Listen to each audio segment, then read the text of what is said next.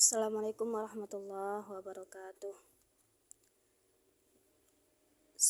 Alhamdulillah rabbil wassalatu wassalamu ala asrafil anbiya'i wal mursalin wa ala alihi wa sahbihi ajmain. Pada kesempatan kali ini, pada hari ini kita akan belajar tafsir surat Al-Baqarah. Kemarin kita sudah belajar terjemahan atau tafsir dari surat Al-Fatihah bahasa Minang. Kini wak lanjutkan yaitu surat Al-Baqarah ayat 1 sampai ayat 5. Yang mau ikut belajar silahkan diikuti sampai akhir. Semoga bisa memberikan manfaat dan membantu kita semua. Bismillahirrahmanirrahim. Dengan pertolongan nama Allah yang Maha Pengasih lagi Maha Penyayang. Alif Lam Mim. Hanya Allah yang mengetahui maksudnya Alif Lam Mim. Zalika, baramulo demikian. Al-kitabu, nyatolah kitab. Ba'ala baramulo, la roiba, tidak jenis ragu. Fihi, padanya kitab. Hudan, lagi petunjuk. Lil muttaqin, bagi orang yang bertakwa mereka itu.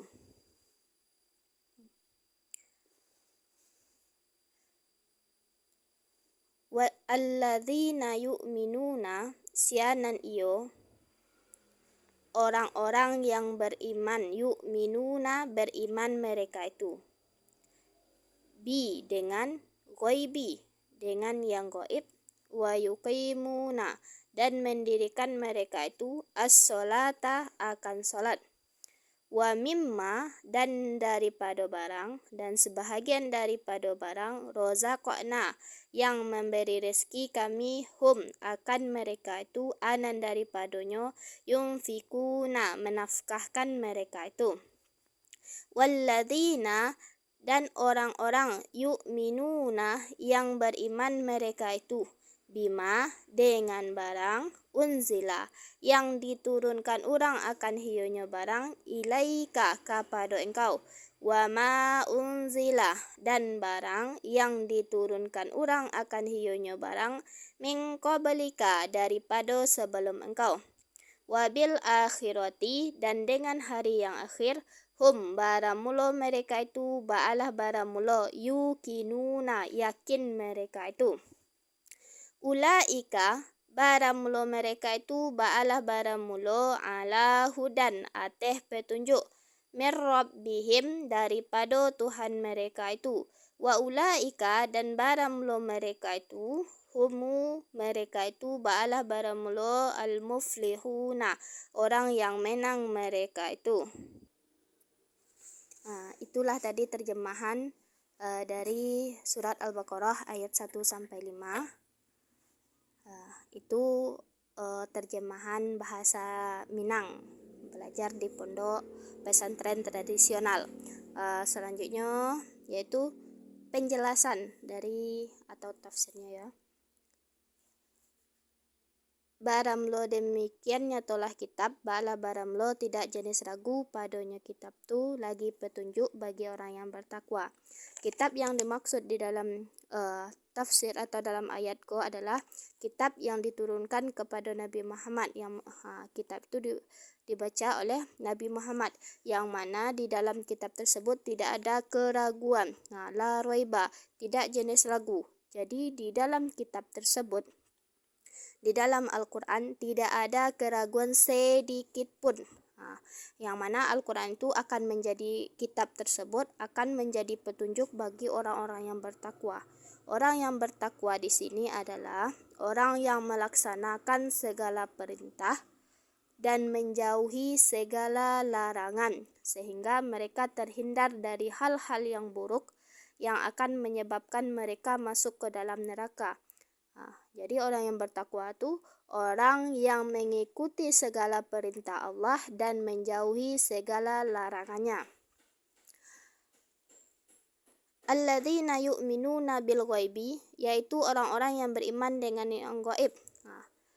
Orang-orang yang beriman mereka itu, yang beriman di sini maksudnya adalah mereka membenarkan, bukan hanya sekedar mempercayai, tetapi mereka membenarkan dengan yang gaib, dengan segala sesuatu hal yang gaib, seperti adanya jin, Allah, adanya padang mahsyar, adanya alam kubur, adanya hari berbangkit, ada surga dan neraka, itu berhubungan dengan hal yang gaib.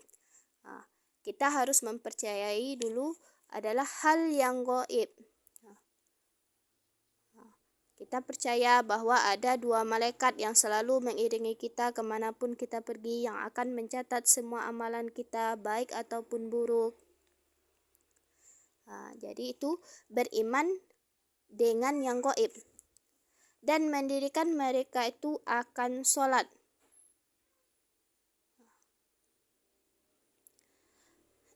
Mendirikan mereka itu akan sholat. Kita selaku seorang muslim, yang wajib sholat kita adalah 5 waktu, yaitu sholat subuh, zuhur, asar, maghrib, dan isya. Jadi kita orang yang beriman, kita orang yang bertakwa. Kalau kita ingin menjadi orang yang beriman dan bertakwa, kita mendirikan sholat 5 waktu sehari dan semalam.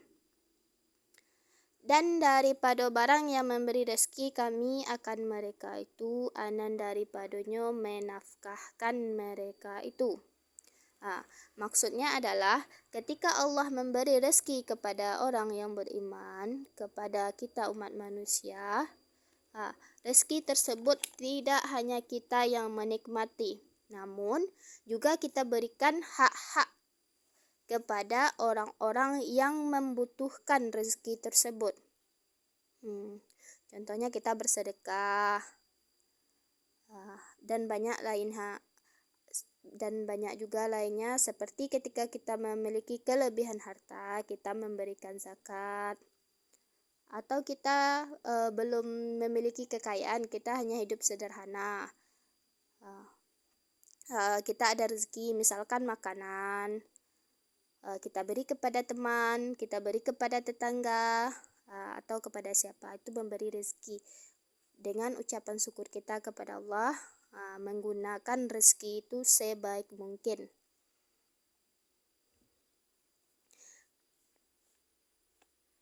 Dan orang-orang yang beriman mereka itu walladzina yu'minuna, dan orang-orang yang beriman mereka itu bima unzila, dengan barang yang diturunkan orang kepada engkau.